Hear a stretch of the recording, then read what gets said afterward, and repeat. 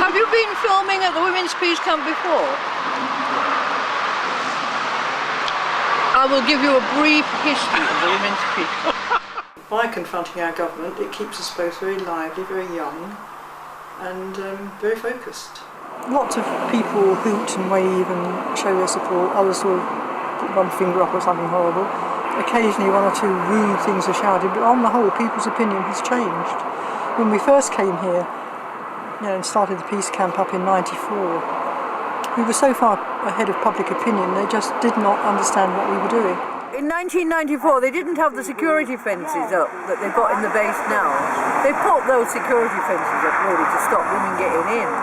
We were in that base every night. It's silly and dangerous. Doing what women do. When we were all out, before we had the caravans here, we were very much more visible.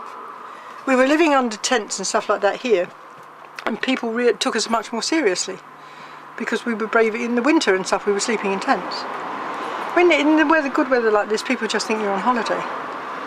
But it's in the winter that people realise that what you're doing is serious enough to you to stick it out in the elements. When we used to go in the base, we used to leave the evidence that we'd been. We leave little stickers everywhere or chalk slogans or something, so that they knew we'd breached the security. Even if we didn't got in and out undetected, at least we wanted them to know we'd been in. This caravan is all intact. The caravan I was living in before, it had the back pulled off. It was freezing cold. There used to be gale force winds coming into it. And it was so cold one winter, it was sort of 5 degrees below. The police woke me up a couple of times to see if I was all right because it was so cold. I was fine. The bunks in that room were on either side. And Charlie used to sleep in a bunk this side, I slept on the bunk that side. And we used to have tinned curry.